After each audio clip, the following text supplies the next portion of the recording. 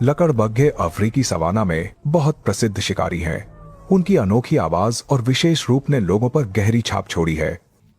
जब उनके पास करने के लिए कुछ नहीं होता तो वे घूमना पसंद करते हैं। आज वे एक तेंदुए की माद में आए हैं। अपने शावक टोटो के साथ खेल रहा तेंदुआ इन बिन बुलाए मेहमानों को भी देख लेता है। इसलिए तेंदुआ अपने शिकार को ऊंची जगह पर ले जाता है। वह अच्छी तरह जानता है कि लकड़बग्घे यहाँ क्यों आए हैं। टोटो भी छिपने के लिए एक उपयुक्त जगह चुनता है। हालांकि लकड़बग्घे पेड़ों पर नहीं चढ़ सकते, लेकिन जिस जगह वह रह रहा है वह सुरक्षित नहीं लगती। जल्द ही एक लकड़बग्घा टोटो की ओर चला आया। इस समय टोटो भी घबरा गया। आखिरकार वह लकड़बग्घों के चरित्र के बारे में कुछ जानता है। ऐसा लगता है कि वर्तमान ऊंचाई लकड़बग्घों को नहीं रोक सकती। ठीक उसी समय टोटो की मां तेंदुआ पेड़ से नीचे उतर आई और उसके पास आ गई। लकड़बग्घा भी निराश होकर भाग गया। टोटो की आंखों का रंग हरा है, जो अन्य तेंदुओं से अलग है। इस बार तेंदुए के एकमात्र शावक के रूप में उसने अपनी मां का सारा प्यार अकेले ही पाया। एक दिन तेंदुए ने एक छोटे मृग को देखा जो अभी अभी पैदा हुआ था। वह जानता था कि यह शिकार करने का एक अच्छा अवसर है। वो पेड़ से नीचे उतर आया और छोटे मृग की ओर चला गया। हालांकि जल्द ही कुछ अप्रत्याशित हुआ। एक ज़ेब्रा अभी अभी पैदा हुए छोटे मृग के बारे में बहुत उत्सुक था। उसने वास्तव में एक अंगरक्षक की भूमिका निभाई। इससे तेंदुए को इस बार शिकार छोड़ना पड़ा। हालांकि इस समय उन्हें शिकार के बारे में चिंता करने की जरूरत नहीं है।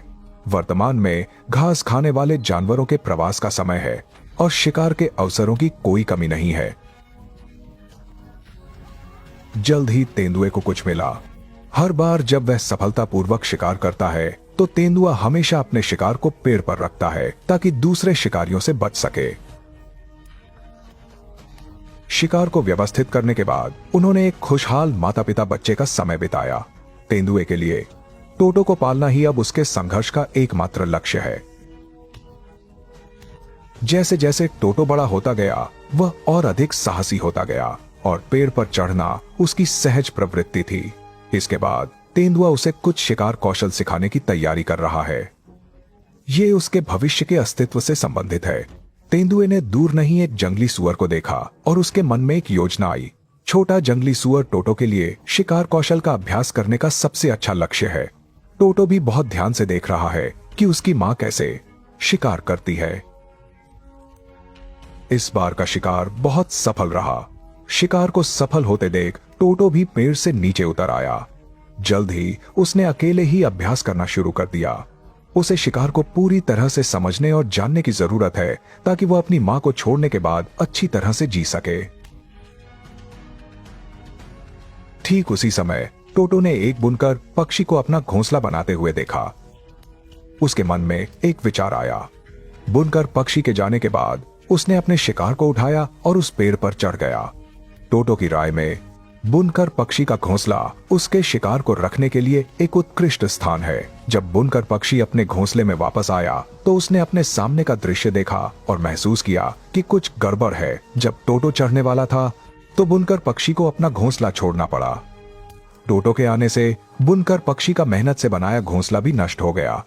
लेकिन टोटो के लिए यह आराम करने के लिए एक उत्कृष्ट स्थान है जो उसे मिला है। समय तेजी से बीत गया। टोटो ने अपनी मां को छोड़ दिया और अकेले रहना शुरू कर दिया। आज रात टोटो की अकेले की पहली रात है। उसे सबसे पहले अपना पेट भरना है और यह खरगोश उसका शिकार लक्ष्य बन गया। टोटो की राय में छोटे शिकार का शिकार करना आसान होना चाहिए, लेकिन शिकार का समय कैसे पकड़ा जाए यह वास्तव में सबसे महत्वपूर्ण है। हालांकि जल्द ही उसके पास एक नया शिकार लक्ष्य था। इस मृग ने बिल्कुल भी ध्यान नहीं दिया कि उस पर नजर रखी जा रही है। टोटो ने मौका देखा और आगे बढ़ा। अप्रत्याशित हमले के कारण शिकार बहुत सफल रहा। यह उसकी मां को छोड़ने के बाद उसका पहला सफल शिकार भी था। शिकार सफल होने के बाद टोटो ने देरी करने की हिम्मत नहीं की और सीधे शिकार को पेड़ पर ले गया। वह जानता था कि इस क्षेत्र में हमेशा लकड़बग्घे घूमते रहते हैं। आज टोटो ने अपनी सभी जन्मजात क्षमताओं का पूरा उपयोग किया है और एक आदर्श तेंदुआ बन गया है।